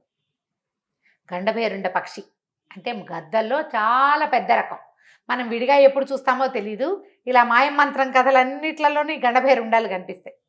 చాలా పెద్దది. ఇది రెక్కలు కనుక విప్పితే అది ఎట్లా ఉంటుందంటే ఒక 10 ఫ్యాన్లు ఒకేసారి తిరుగుతున్నంత శబ్దం వస్తుంది, అంత గాలి వస్తుంది. టపటపా చప్పుడవుతోంది, పెద్ద మోత, అక్కడి నుంచి గాలి వస్తుంది. ఆ 2 పక్షులు వచ్చి చెట్టు మీద వాలినాయి. పైకి వాలంగానే వాటికి కింద చచ్చిపడున్న పాము కనపడి పిల్లలు తల్లి మాట్లాడుకున్నాయి. ఆ చిన్న పిల్లలు చెప్పాయి, పాము వచ్చి రాబోతుంటే ఎవడో ఒకడు కింద ఉన్నాడు, వాడు రాళ్ళు వేసి కుట్టాడని. ఆ గండభేరుండ పక్షులకి మనుషుల భాష మాట్లాడడం తెలుసు. అవి ఒక పక్షి కిందకు వచ్చింది, వచ్చి వీళ్ళని పలకరించింది, వీళ్ళిద్దరిని. ఈ కుర్రాడు ఏం చేశాడంటే దాన్ని దానికి సరదా, వీడికి భయం వేసింది రాముడికి. అసలు ఆ పక్షులు చూస్తే చాలా పెద్దవి, మనుషులు ఎక్కేయచ్చు వాటి మీద. మగపక్షి వచ్చి, ఆడపక్షి పిల్లలకి ఆహారం పెట్టుకుంటుంది, మగపక్షి వచ్చి వీళ్ళని పలకరించింది. ఎవరు మీరు, ఇక్కడికి ఎట్లా వచ్చారు ఏమిటి అని. అవి ఏంటంటే మతంగ మహర్షి అని ఒక మహర్షికి సహాయకారిగా ఉండే పక్షులు. మామూలుగా ఆశ్రమంలో ఉంటాయి. ఇప్పుడు గుడ్లు పెట్టే సమయం వచ్చింది కాబట్టి అవి చెట్టు మీద గుడ్లు పెట్టుకుంటుంది. అక్కడ ఆశ్రమంలో అవకాశం ఉండదు, ఇక్కడ ఉంటాయి. అందుకని వాటికి మానవ భాష వచ్చు, అర్థమవుతుంది, మనుషుల ఇంటెన్షన్స్ తెలుసుకోగలవు. 4 రోజులుగా ఈ సర్పం చుట్టుపక్కలే తిరుగుతుంది. ఏదో రోజు ఎక్కేస్తుందేమో అనుకున్నావు, నువ్వు వచ్చి మమ్మల్ని రక్షించావు. నువ్వు ఎప్పుడు కావాలంటే అప్పుడు మతంగ మహర్షిని తలుచుకో, నీకు కావలసినప్పుడు నీకు సహాయం చేస్తాం మేము, నీ వల్ల మా గుడ్లు పిల్లలు బతికినాయని చెప్పి చాలా సంతోషించింది. ఇది చెప్పిందనమాట. ముట్టుకునేసరికల్లా స్పర్శ అన్నీ తెలుస్తాయి కదా, వీడికి కూడా గొప్ప సంతోషం వచ్చింది. సరేనన్నాడు. ఆ పూట తెల్లారిపోయింది. ఒక పూట అక్కడే గడిపారు, ఆ వెలగపళ్ళు కొట్టు తిని ఆ పూట గడిపారు. తర్వాత మెల్లిగా ఈ నాగళ్ళపూడి వైపుకి బయలుదేరారు. అది ఎంతో దూరంలో లేదు వీళ్ళకి. వెళ్తే అన్ని శిలలు, శిల్పాలు, రాళ్ళు, రప్పలు, ముళ్ళ చెట్లు, పచ్చదనం తక్కువ. ఆ శిల్పాల నుంచి వెళ్తుంటే తెలిసింది తన తండ్రులే వీళ్ళు, తన సైన్యమేనని. చాలా దుఃఖపడ్డారు ఇద్దరు. మొహాలు చూడటానికి శిల్పాలంటే శిల్పం చక్కగా చెక్కినట్టుగా ఏముంటాయి, ముద్దల్లాగా అలా కొయ్యల్లా నుంచుని ఉన్నాయన్నమాట. అవన్నీ ఏడ్చుకున్నారు ఇద్దరు కలిసి. ఏం చేయాలి, మా నాన్న ఇట్లా అయిపోయారు, అదే పేరు ఇదే పేరు. ఆయనకి అతనికేమో ఇక్కడ వీళ్ళని సేవించి ఉన్నాడు కదా. అయితే వీళ్ళకి ఏం తెలిసిందంటే ఎక్కడి నుంచో పువ్వుల వాసన వస్తుంది. ఇప్పుడు ఇంత ముళ్ళుముళ్ళుగా ఇలాగా కోట గోడ ముందంతా ఇలా ఉంటే పువ్వుల వాసన ఎక్కడి నుంచి వస్తుంది. చూస్తే ఈ కోటకి ఒక పక్కగా ఒక పెడగా పెద్ద పువ్వుల తోట ఉంది. ఈ పువ్వుల తోటలో ఎవరో ఉన్నారు. అది మాయ తోట అయినా అయి ఉండాలి, మామూలుదైనా పెంచుతున్నారనమాట. వీళ్ళిద్దరూ అటు వెళ్ళారు. వెళ్తే అక్కడ ఒక పెద్ద తోట, ఒక ముసలావిడ ఉంది. ముసలావిడ అంటే వీళ్ళు బాగా ఆలోచించుకున్నారు, ఎట్లా ఈ ముసలమ్మ దగ్గరికి వెళ్ళాలి. ముసలి వాళ్ళకి ఒక పైకి మాట్లాడుకునే ప్రాబ్లం ఒకటి ఉంటుంది. పైకి మాట్లాడతారు, స్వాగతం మాట్లాడుకుంటూ ఉంటారు. అయితే ఆవిడ ఏమిటి సణుక్కుంటుంది, 2 పూటలు 3 పూటలు చుట్టుపక్కల అక్కడక్కడే తిరుగుతూ, అక్కడి నుంచి ఆహారం తెచ్చుకున్నారు కదా, రొట్టెలు గిట్టెలు అవి తెచ్చుకున్నారు, వెలకపళ్ళు అవి ఉన్నాయి. ఏం విన్నారు, వీళ్ళకి ఏం అర్థమైంది, ఈవిడకు ఓ కూతురు ఓ మనవడు ఎవరో ఉండాలి, వాళ్ళు ఇక్కడి నుంచి వెళ్ళిపోయారు, ఎవరు లేకుండా నేను ఒక్కదాన్నే ఉండిపోయాను ఈ మరాఠీ వల్ల అని తిట్టుకుంటోంది ఆవిడ. ఒకదాన్నే అయిపోయాను, ఈ తోట పని చేయలేక చచ్చిపోతున్నాను, తోడులేరు అనుకుంటుంది. సరే ఏం చేశాడు వీడు, ఈ తలారి రాముని నువ్వు పక్కనే ఉండు, నువ్వు మాతోటి రావద్దు, నువ్వు కొంచెం దగ్గరలో ఉన్న గ్రామంలో అయినా ఉండు కానీ, నేను ఈవిడ మనవడిగా ఈవిడ దగ్గరికి వెళ్తాను అని చెప్పేసి అమ్మమ్మ అనుకుంటూ లోపలికి వెళ్ళిపోయాడు. ఆవిడకి ఓ 15-16 ఏళ్ల మనవడు ఉండాలి, పిల్లాడు 15 ఏళ్ళ వాడు కనపడుతున్నాడు కదా, కరెక్ట్గా మ్యాచ్ అయ్యాడు. దాంతో ఆవిడ కొంత నమ్మి రారా నాయన మీ అమ్మ ఏమైపోయిందిరా, అదిరా ఇదిరా అని మాట్లాడింది, కూర్చోబెట్టింది. పెద్దతనంతో వీడు మన మనవడు అవునా కాదా అలా ఆలోచిస్తే, ఇంత దూరం వెతుకుంటూ ఎవడో ఎందుకు వస్తాడు నా కోసం, అంతే కదా, అలా నమ్మేసి కుర్రాడి దగ్గర పెట్టుకుంది. వీడు చక్కగా అక్కడ తిన్నాడు, కొంచెం జాగ్రత్తగా దాచిపెట్టి రాముడికి కూడా కాస్త పెట్టేవాడు. అతను అవతల వైపు ఉండగా అతను ఏం చేశాడంటే, నేను గ్రామానికి ఎక్కడికి వెళ్ళిపోను, ఇక్కడిక్కడే ఉంటా, ఏదైనా సహాయం అవసరమైతే నీకు ఏదైనా ఇబ్బంది వస్తే నేనేం చేస్తాను, అందుకని నేను ఇక్కడే ఉంటాను, నా తోటలోనే ఒక మూల దాక్కుని ఉన్నాడు. ఈవిడ కనపడకుండా ఈ పిల్లాడే ఆవిడకి కనపడేవాడు. సరే ఆవిడ తిండి పెట్టింది, దగ్గర ఉంచుకుంది. మెల్లిగా రోజులు గడుస్తున్నాయి. ఈ పిల్లాడు చక్కగా చెరువు అన్ని చెట్లకి చేమలకి అన్నిటికీ గుప్పులు తవ్వేవాడు. ఆవిడ పువ్వులకు వస్తే మాలలు కట్టేవాడు. అడిగాడు ఒకరోజు, ఎక్కడికి పట్టుకెళ్తావు ఈ మాలలు నువ్వు అనేసరికల్లా, అమ్మో ఇది బ్రహ్మరహస్యం రా, ఇక్కడ మాయల మరాఠీ అని ఉన్నాడు, అతనికి పువ్వులు కావాలి అర్చనకి, లోపల బోళంత మంది స్త్రీలు ఉంటారు, మాంత్రికులు వాళ్ళందరికీ పువ్వులు అవసరం, అవి నేను ఇక్కడి నుంచి పట్టుకెళ్తా. అతను సృష్టించిందే ఈ తోట, అతనే ఏర్పరిచాడు, నేను ఇక్కడే ఉంటాను.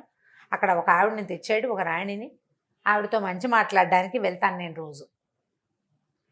సరే బాగానే ఉందిగా, బాగా నమ్మించాడు ఆవిడ్ని. నమ్మించి ఒకరోజు ఆవిడకి ఏదో చాలా బద్ధకంగా ఉంది, వెళ్ళగలిగేలాగా లేదు, వృద్ధురాలు, ఒక కర్ర అడ్డం పెట్టి ఆవిడ పడిపోయేలాగా చేశాడు. పడింది, కాలు నొప్పి, మందు రాశాడు, నూనె రాశాడు. సరే పువ్వులు పట్టుకెళ్ళినా నేను పట్టుకెళ్తాలే అన్నాడు. అట్లా కాదు, ఇవాళని మెల్లిగా కుంటుతూ నేను నీకు వస్తాను, ఇవాళే కదా పడ్డాను, రేపటికి బరువు చేస్తుంది, నిన్ను చూపిస్తా మరాఠీకి, నువ్వు అలవాటు అవుతావు, నువ్వు బట్టుగా వెళ్తే వాళ్ళు ఒప్పుకోరని. సరే వెంబడి పెట్టు తీసుకెళ్ళింది. ఆ పూట మనవడి సాయంతో కుంటుకుంటూ వెళ్ళింది. వీడు నా మనవడు, నేను రాలేపోయినా పువ్వులు వీడి తెస్తాడని అందరికీ వీడిని చూపించింది. మర్నాడు నిజంగానే కాలు బరువు చేసింది. రెండో రోజు పిల్లాడు వెళ్ళాడు. మెల్లిగా రోజు లోపలికి వెళ్ళటం మొదలుపెట్టాడు. ఓ వారం 10 రోజులు గడిచేసరికి పిల్లాడు లోపల అటు ఇటు తిరిగినా ఎవరు ఏమనరు, పట్టించుకోరు. వీడి తంబళ్ళ పెద్ద ఈ ముసలావిడ మనవడు కదా, అందుకని వాడి లోపల తిరుగుతున్నాడు. క్రమంగా తాళం వేసున్న గదులు అవి ఒకటి ఒకటి ఒకటి చుట్టం మొదలెట్టాడు. అది ఒక మాయల స్వర్గం అన్నమాట. రకరకాలు ఉంటాయి, భవనం అంతా మాయమంత్రాలే, రకరకాలు అంటే పూజలు చేసేవి, అమ్మవారి విగ్రహాలు కొన్ని ఉంటాయి. తర్వాత ఎక్కడో హోమాలు చేస్తూ ఉంటారు మాంత్రికులు, వాళ్ళు వీళ్ళు చిన్న పెద్ద శిష్యులు చాలామంది ఉన్నారు లోపల. వాళ్ళని కన్ను తప్పించి లోపల మెల్లిగా మెల్లిగా మెల్లిగా తిరగడం మొదలుపెట్టాడు. క్రమంగా వాడికి కొన్ని గదులు అసలు వేరే వాళ్ళు ఎవ్వరూ రారని, వీళ్ళు ఒకళ్ళిద్దరే లోపలికి వెళ్తారని తెలుసుకున్నాడు. వెళ్ళి ఎక్కువసేపు ఉండిపోవటం లోపల దాంతో. అప్పుడు ఒకరోజు ఈ మరాఠీ వెళ్ళినప్పుడు ఆ గది తలుపు తీయబడుతుంటే లోపల ఒక మంచం మీద ఒక ఆవిడ కూర్చునుంది. తెలుసుకున్నాడు, ఇది మా అమ్మాయి ఉంటుందని ఊహించాడు. ఎలాగోలాగా ఆ గదిలోకి వెళ్ళాలి. ఎట్లా? మెల్లిగా ఈ మరాఠీతోటి స్నేహం చేయటం మొదలుపెట్టాడు. మరి వెళ్ళాలి కదా లోపలికి. అయితే ఏమిటి, ఆయనకి పక్కన సాయం చేయడానికి, అవి ఇవి అందించడానికి, మదిర తాగటానికి అందించడానికి, ఏదైనా ఆహార పదార్థాలు తీసుకొచ్చి చేతికి ఇవ్వటానికి, పక్కనే తిరగటానికి చూసి ఏం చేశాడు, ఒక మైనం ఇది తీసుకెళ్ళాడు.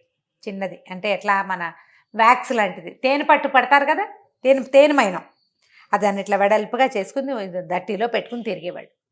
ఒకరోజు ఆయన కూర్చుని ఆ మదిరి తాగుతూ ఆ మాట ఈ మాట మాట్లాడుతూ నడుముకున్న దట్టి కొంచెం వదులు చేసుకుంటే ఆ దట్టిలో ఉంది తాళం, ఆ రూమ్ది. అలాగా ఆ తాళం తీసి ఈ మైనం మీద కరెక్ట్గా నొక్కి పెట్టుకున్నాడు. ఆ తాళం మళ్ళీ అక్కడే పెట్టేశాడు. మర్నాడు ఇంటికి వెళ్ళిపోయాక ఆ పూట ఆ రాముడికి ఇచ్చాడు. తలారి రాముడు ఉన్నాడుగా, ఇలాంటి తాళం ఒకటి చేయించి పట్టుకురా నువ్వని. పక్కన పల్లెటూళ్ళలోకి తిరుగుతూనే ఉన్నాడు రాముడు. ఇక్కడే ఒకడే ఏముంటాడు, ఆ ఊళ్ళలోకి వెళ్ళి ఒక కమ్మరి వాడిని చూసి ఈ తాళం చేయించుకొచ్చాడు. గది తాళం. ఆయన తాళం తీసుకుంటే కాసేపట్లో గుర్తుపట్టేస్తాడు. అవునవును. వేరే తాళం ఉంటే ఏం చేస్తాడు? అక్కడి నుంచి ఏం చేశాడు, ఒకరోజు ఈయన వేరే ఎక్కడ హోమం చేస్తున్నాడు. అదే మందిరంలో చాలా పెద్దది, ఓ పక్కన పూజా మందిరం. ఆ గది తాళం తీసి లోపలికి ప్రవేశించాడు. తలుపు దగ్గరికి వేసేసి చూస్తే ఆవిడేమో భయపడింది. వీడెవడో పిల్లాడు అనుకుంటే చెప్పాడు, నేను ఇట్లా ఫలానా వాడిని, నీ కొడుకుని, నేను అక్కడి నుంచి వచ్చాను, నిన్ను వెతుకుంటూ వచ్చానంటే పిల్లాడిని చూసేసరికి కనపడుతోంది, భర్త పోలికలు కనిపిస్తున్నాయి, భావాల పోలికలు కనిపిస్తున్నాయి. తన పిల్లాడు ఉంటే ఇంత వయసు ఉండాలి. అందరి పేర్లు అడిగింది, పెద్దమ్మల పేర్లు చెప్పు, తండ్రి పేరు చెప్పు, తాత పేరు చెప్పు అడిగి తన కొడుకేనని నిర్ధారించుకుంది. నాయన ఎందుకురా వచ్చావు, వీడు మాయలవాడు, మామూలు వాడు కాదు, ఇదిగో ఈ పక్కన ఉన్న శిల్పాలన్నీ ఆడవాళ్లే అని చూపించింది. ఎన్నో శిల్పాలు ఉన్నాయి ఆ గదిలో, చాలా పెద్ద అంతఃపురం అది. ఇక్కడ ఉన్న శిల్పాలన్నీ స్త్రీలే. కేవలం నా మీద భ్రమతోటే నన్ను శిల్పాన్ని చేయకుండా ఉంచాడు, ఏదైనా చేసేస్తే నేను కూడా దక్కను, నువ్వు కూడా దక్కండా పోతావని ఏడ్చింది. పిల్లాడేమనంటే అట్లా కాదు, మరాఠీకి తను బతికే ఉంటానన్న నమ్మకం ఉంది, వీడి మరణ రహస్యం ఏమిటో మనం తెలుసుకోవాలి, నువ్వు జాగ్రత్తగా మాట్లాడు, వీడు దేని వల్ల మరణిస్తాడో తెలుసుకుంటే ఆ ప్రయత్నం చేయొచ్చు మనం. ఆయన ఇప్పుడు ఈవిడ గుర్తొచ్చింది. 2-3 సందర్భాల్లో నన్ను ఎవ్వరూ ఏమీ చేయలేరు, నరమానవుడు నా వాళ్ళు నన్నేం చేయలేడు అని చెప్పాడు. మానవులు ఎవరు నన్నేమీ చేయలేరని అంటున్నాడు రా, వాడి ప్రాణం వాడి శరీరంలో లేదు అంటే శరీరం ఎక్కడుంది అది కనుక్కోను అమ్మ, జాగ్రత్తగా మాట్లాడు, వాడితో నటించినా పర్వాలా, కానీ మనకు అది తెలియాలి, విషయం తెలియాలి. ఇంకెక్కడి నుంచి మనకి ఈ విషయం తెలియదు, ఎవరికీ తెలిసి ఉండదు. నీకు ఇంకా భ్రమలో ఉన్నాడు కాబట్టి, ఈమెను పెళ్లి చేసుకోవాలన్న ఊహలోనే ఉన్నాడు కాబట్టి చెప్తాడేమో అడగమని చెప్పాడు. కామ్గా బయటికి వెళ్ళిపోయాడు. బాగానే ఉందిగా, సరే చక్కగా దగ్గర కూర్చొని లోపల తల్లి ఆవిడ కొంచెం కొంచెమే తిని ఎట్లాగో బతికుంది, ఆహారం తినిపించాడు, నువ్వు ధైర్యంగా ఉండు, ఇవన్నీ నేను చేయగలుగుతాను అని చెప్పాడు. బయటికి వెళ్ళిపోయాడు. బయటికి వెళ్తే ఈవిడ ఏం చేసింది, మెల్లిగా ఆ రోజు నుంచి తింటాం మొదలుపెట్టింది. మరాఠీని నమ్మించాలి. ఈ తంబళ్ళ పెద్ద పువ్వులు తెస్తే పువ్వులు పెట్టుకునేది. వాళ్ళు ఏమనుకున్నారు, దారిలోకి వస్తోంది ఈవిడ.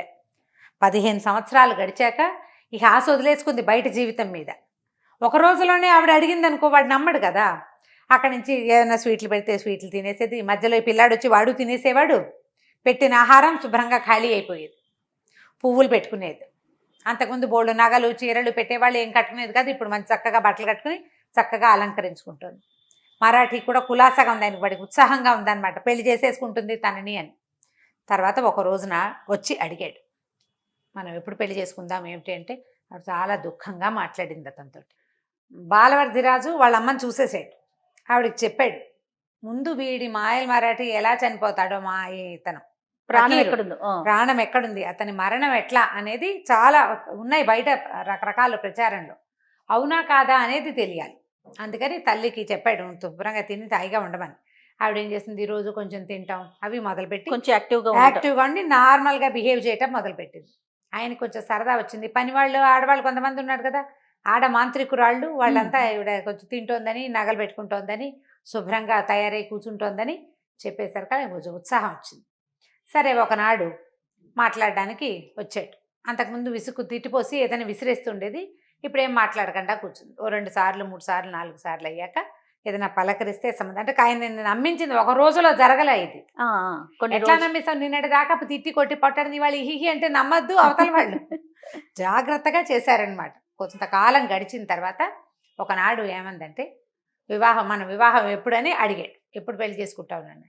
పెళ్లి చేసుకోవడానికి ఏముంది, నేను చిన్న పిల్లగా ఉన్నప్పుడు, చాలా చిన్న పిల్లగా ఉన్నప్పుడే మాయల మరాఠీ ఉన్నాడు ఒకడు అని తెలుసుకున్నా. అంటే నా చిన్నప్పుడే తెలిస్తే నువ్వు అప్పటికే పెద్దవాడివి, అప్పటికే నువ్వు శక్తులు సాధించావు. ఇప్పుడు నేను పెద్దదాన్ని అయ్యాను, నువ్వు ఇంకా పెద్దవాడివి అయ్యావు. నువ్వు వృద్ధుడివి అయిపోయి మరణిస్తే నా సంగతి ఏమిటి? పైగా మా పని మనిషి మమ్మల్ని పెంచిన దాసి ముసల్ది 80 ఏళ్ళది, అది కూడా ఆవిడ దాని చిన్నప్పుడు మాయల మరాఠీ ఉన్నాడనేది. నువ్వు దాని చిన్నప్పుడు ఉండి, నా చిన్నప్పుడు ఉండి, నువ్వు ఇప్పుడు ఉంటే నువ్వు వృద్ధుడివి, ఎప్పుడైనా నువ్వు మరణిస్తే నా సంగతి ఏమిటి? ఇక్కడ వీళ్ళంతా మాంత్రికులు, ఎక్కడ దిక్కు లేదు, ఆయన వాళ్ళ లేరు, నేను అన్యాయం అయిపోనా? తెలివిగా అడిగేసరికి అది నవ్వాడు మరాఠీ.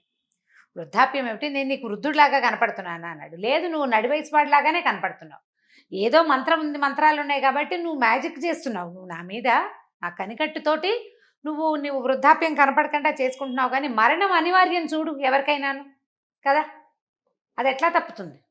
వృద్ధాప్యాన్ని కనపడనివ్వకుండా చేసుకుంటాం, వృద్ధాప్యం వల్ల రావాల్సిన మరణమో లేదా అసలు మనిషికి సహజంగా రావాల్సిన మరణాన్ని మనం తప్పుకోలేం కదా, అంతేగా అనేసరికి పక్కపక్క అన్నవాడు, పిచ్చిదానా, ఇన్ని మంత్ర విద్యలు సాధించింది చచ్చిపోవడానికే, చచ్చిపోవడానికి కాదు, మరణం లేదు నాకు.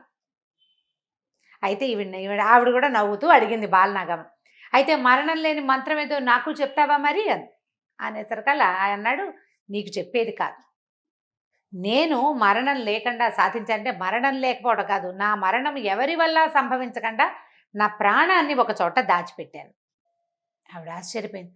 ప్రాణమా, నువ్వు ఉన్నావుగా, నువ్వు కనపడుతున్నావు, ఇంత మనిషి కనిపిస్తుంటే ప్రాణం లేకుండా నువ్వు ఎలా ఉంటావు అంటే, అట్లా కాదు, పంచ ప్రాణాల్లోనూ పంచశక్తులు ఉంటాయి, ఆ శక్తుల్ని నేను ఒక చోట దాచిపెట్టాను, ప్రాణాలు నాయందే ఉన్నాయి కానీ నన్ను పొడి చేసినా నేను చచ్చిపోను, నా ప్రాణాన్ని తీయాలి అక్కడ ఉన్నదాన్ని, అది నేను మంత్రంతో సాధించాను, నేను నీకు ఇవ్వగలిగేది కాదు, కానీ నా మంత్రశక్తితోటి నేనున్నన్నాళ్ళు నువ్వు వృద్ధురాలు అయిపోకుండా కొంత చేయగలుగుతాను, దానికి ఇంకా తపస్సు సాధన చెయ్యాలి నేను అన్నాడు. అనేసరికల్లా ఈవిడ నవ్వింది. ఏమిటో కథలు చెప్తావు నువ్వు, ఏం కథలో ఇవి, ఎక్కడైనా వేరే చోట పెడతారా అనేసరికల్లా అన్నాడు, నువ్వు నమ్మవా అన్నాడు. నేను నమ్మను, నువ్వు అబద్ధాలు చెప్తున్నావు, నన్ను నమ్మించడానికి ముసలాడికి దసరా పండగలాగా ఎలాగోలాగా వయసులో ఉన్న నన్ను పెళ్లి చేసుకోవాలని ఇట్లా అబద్ధాలు చెప్తున్నావు, రెచ్చగొట్టేసింది అనేసరికల్లా కాదన్నాడు. కాదు, నేను నీకు చూపిస్తారా అని మాయా దర్పణం దగ్గరికి తీసుకెళ్ళాడు. ఆయన దగ్గర ఒక మాయా దర్పణం ఉంది, మొట్టమొదట బాల్లాగా మనం చూసిన దర్పణం దగ్గరికి తీసుకెళ్ళి, సరే ఇందులో చూడు నువ్వు అన్నాడు. చూడు నువ్వంటే చూస్తుంటే ఏం కనిపిస్తుంది, ఈయన ఆ మాయా దర్పణానికి ఒక మంత్రం వేసి దాన్ని తెరిచాడు. ఇట్లా తలుపు తెరిచేసరికి లోపల ఒక అద్దంలో ఏం కనపడుతుంది, సముద్రాలు 1 2 3 4 లెక్క పెట్టాడు. 7 సముద్రాలు, 7 సముద్రాల తర్వాత ఒక దీవిలాగా జీవగడ్డ దాని పేరు. అందులో ఒక పెద్ద మర్రి చెట్టు, మంత్రాల మర్రి. ఆ మర్రి చెట్టు తొర్రలో ఒక బంగారపు పంజరం, అందులో ఒక చిలక. ఏమిటి ఏదో చూపిస్తున్నావు నువ్వు నాకు అని. ఆ చిలకే నా ప్రాణం అని చెప్పాడు. ఇదంతా దాటి ఎవరైనా ఆ చిలకను పట్టుకుంటేనే నాకు మరణం వస్తుంది, లేకపోతే రాదు. నన్ను పొడి చేసినా, చంపేసినా, నరికేసినా నేను మళ్ళీ బతికేస్తా. ఓకే, నా జీవం అక్కడుంది, నేను అక్కడ దాచిపెట్టగలిగాను. కాబట్టి ఎప్పటికీ నాకు మరణం రాదు, వృద్ధాప్యం రాదు. నువ్వు నన్ను ఎలా చూస్తున్నావో అలాగ నేను కొన్ని 100 ఏళ్ల నుంచి ఉన్నాను, ఇంకా కొన్ని 100 ఏళ్ళు ఉంటాను అని చెప్పేసరికల్లా భలే భలే చేసావు, చాలా గొప్పవాడివి నువ్వు అని మెల్లిగా మనసులో గుణించుకుని జ్ఞాపకం పెట్టుకుంది. నీ అంత గొప్పవాడు ఇంకెవరు లేరు, సరే కొద్దిగా మంచి రోజులు చూసుకుందాం. ఇప్పుడు ఇదేం మంచి రోజులు, ఇవి కొంత రోజులు ఆగాలి కదా, అసలు చూద్దాం. ఇప్పుడు ఏంటంటే అప్పుడు ఏముంది, మన భాద్రపద మాసం వచ్చింది, మహాలయ పక్షాలు వచ్చేస్తాయి. వివాహం శాస్త్రోక్తంగా చేయదు. నువ్వంటే మాంత్రికుడివి, మరాఠీవి, నేనేమో క్షత్రియ కాంతని కదా, కొంచెం మంచి రోజులు చూసుకుందాం. ఆశ్వీజ మాసం వచ్చాక, ఆశ్వీజ మాసంలో వాళ్ళకి దసరాల్లో మంచి పూజలు ఉంటాయి. దశమి నాడు పెళ్లి చేసుకుందాం.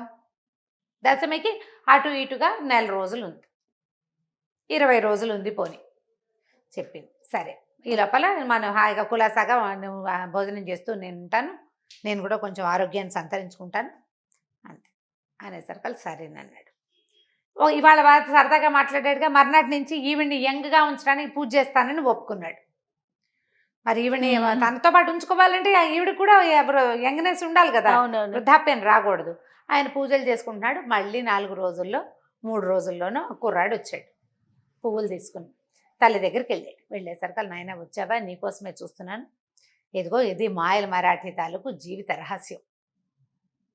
కానీ ఇది కష్టం, నువ్వు ఎక్కడికి ఎలా వెళ్తావు, 7 సముద్రాలు దాటాలి.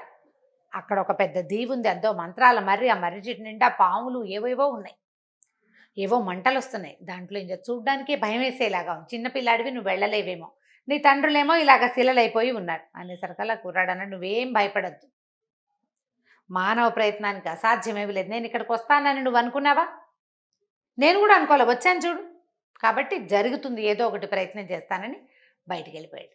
బయటికి వెళ్ళాక వీడికి ఫ్రెండ్ ఉన్నాడు, తలారి రాముడిని తీసుకొచ్చాడు కదా, అక్కడికి వెళ్ళాడు. బాబాయ్ ఇప్పుడు ఏం చేయాలి అనేసరికల్లా ఆ తలారి రాముడు అన్నాడు, ఇందులో పెద్ద ఆలోచించడానికి ఏముంది నాయన, మనం ఒక వీటిని రక్షించాం, గండభైరుండ పక్షుల్ని, అవి ఎక్కడికైనా మోసుకుపోగలవు, పైగా అవి మతంగ మహర్షి ఆశ్రమంలో ఉంటాయి, పద మనం అక్కడికి వెళ్దామని చెప్పి వీడేం చేశాడు, ఈ తంబాళ పెద్ద దగ్గర ఉన్నాడు కదా, అవ్వకి ఏం చెప్పాడంటే, మా అమ్మని చూడాలని మనసు అయింది, నేను ఇట్లే వెళ్ళి ఇట్లే వచ్చేస్తా, వారం 10 రోజుల్లో వస్తానని బయటకు వచ్చేసాడు.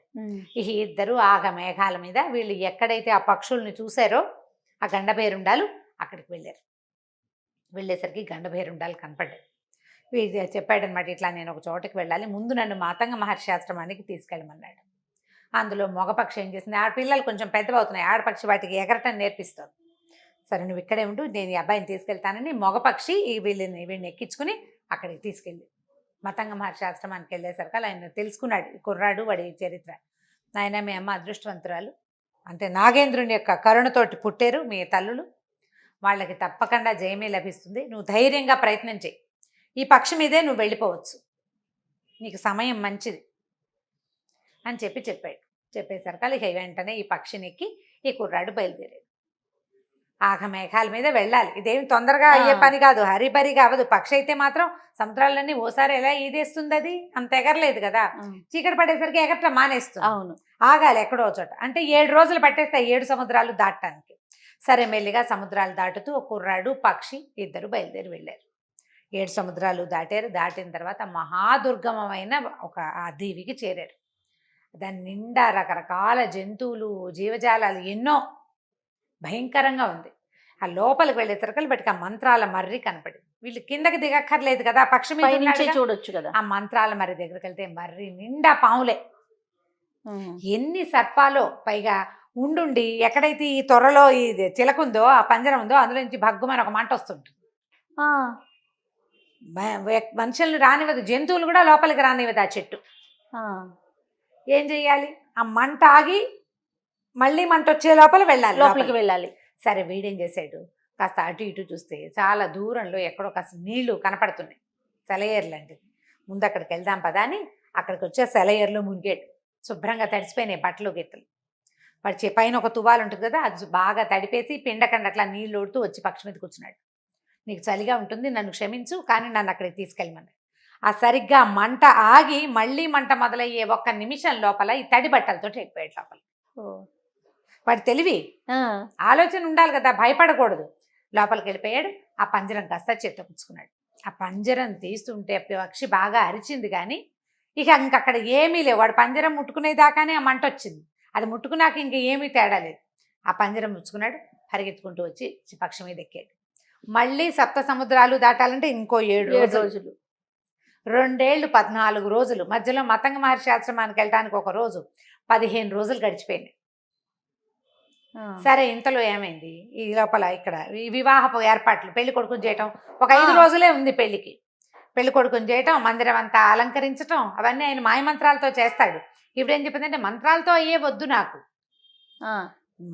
మామూలు నేను మనిషిని కదా, శాస్త్రోక్తంగా చక్కగా జరగాలని మందిరాలు అలంకరించారు, తలంట్లు పోసుకున్నారు, పెళ్లికి అన్ని ఏర్పాట్లు అవుతుంటే ఈ కుర్రాడు కాస్త వచ్చేసరికి ఈ లోపలికి వచ్చాడు.